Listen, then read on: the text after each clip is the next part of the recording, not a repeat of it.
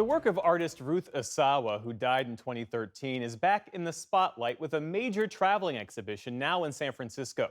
It's a celebration of her work, but also her extraordinary life. Senior arts correspondent Jeffrey Brown reports for our Arts and Culture series, Canvas. They are large looped wire sculptures hanging from the ceiling. They can look like human bodies or shapes from nature.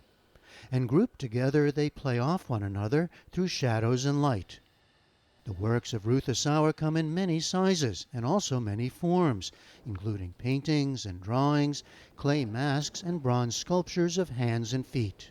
Really, anything could be a viable material for art for Asawa. What does that tell you about her? I mean, as an artist, as a creative person? That she was incredibly open. She had a very open, experimental, kind of expansive vision of what art could be. Janet Bishop is co-curator of Ruth Asawa Retrospective, now at SF MoMA, the San Francisco Museum of Modern Art. More than 300 works from the 1940s into the 2000s. To me, she is absolutely one of the most accomplished artists of the 20th century. There's even an installation evoking the living room of the San Francisco home where Asawa worked and where she and husband Albert Lanier raised 6 children. One of them, Paul Lanier, himself an artist, lives there today and recalls his mother constantly making and playing with materials and forms. She would love that word, to play. And so She did like that? She used that word? Yes, she would say play and experiment with the work. And maybe if one piece came out really great, she wouldn't copy it and do it again, but she would learn from it and then try something else of learn from one shape and take it into the next shape that she was doing. The child of Japanese immigrant farmers, Ruth Asawa was born in 1926 and grew up in Southern California. And she herself helped with the work from an early age. When you see the extent of the damage in these authentic pictures. Soon after the Japanese attacked Pearl Harbor and the U.S. entered World War II, her father was arrested and the rest of the family, Ruth herself was age 16, sent to an internment or incarceration camps. First in California, then in Arkansas. After 16 months, she was allowed to attend college in Milwaukee and hoped to become an art teacher, but racial discrimination prevented that. Instead, another life-changing turn as friends encouraged her to enroll at Black Mountain College in North Carolina, a renowned progressive and experimental institution that nurtured many famous artists. When he said, well, I'm the most successful failure. Asawa studied with and befriended such figures as Joseph Albers and Buckminster Fuller. In a 1978 short film of Forms and Growth, Asawa described what she learned from Albers about understanding and working with specific materials. What he was talking about was abstracting from the material, rather than being concerned with your own design ideas and forcing something into it. What you do is you become background, just like a parent allows the child to express himself, and the parent becomes sort of supportive. It was on a trip to Mexico that Asawa saw craftspeople making wire baskets. She would first make her own and then explode them out into the large sculptures for which she became best known.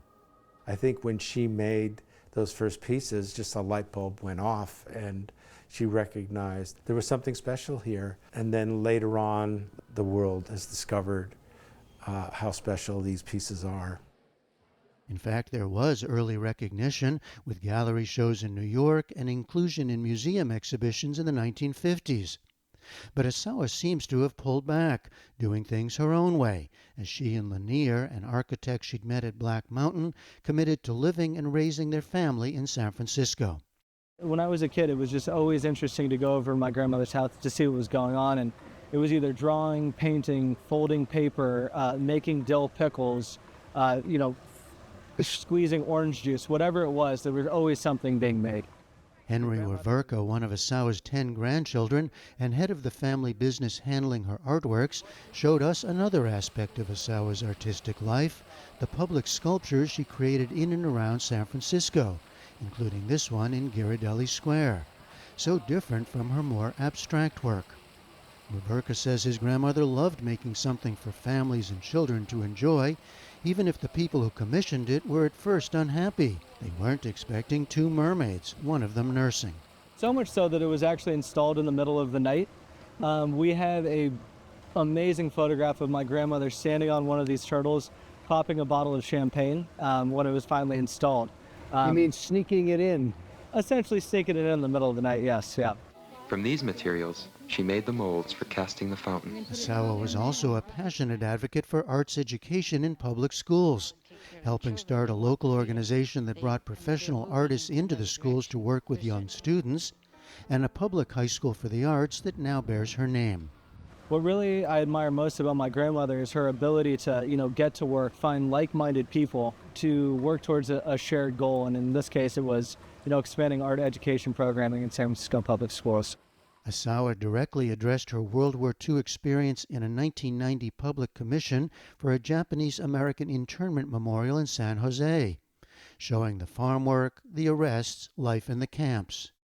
Her son Paul worked on it with her, but for the most part, he says, his mother didn't speak of her incarceration. She would talk about life on the farm, but no, she did not talk about the internment at all. Does that surprise you? I think it's kind of a Japanese thing to not talk about such unpleasant things. Yeah, you get on with it. You get on with it. Yeah. In 1985, Ruth Asawa was diagnosed with lupus, which eventually limited her energy, while also rekindling her love of painting. The final galleries in the exhibition feature drawings and watercolors of flowers and plants. I have been hoping that people would be inspired not only by the art itself, which is truly remarkable, but how she lived her life, how important it was to her to shape the world she wanted to see. Asawa died in 2013 at age 87, and it's only since then that she's reached a much wider recognition, including a posthumous National Medal of Arts given by President Joe Biden, her own postage stamp in 2020, and now this retrospective that moves to New York's Museum of Modern Art in the fall, and next year to the Guggenheim Museum Bilbao in Spain. For the PBS NewsHour, I'm Jeffrey Brown in San Francisco.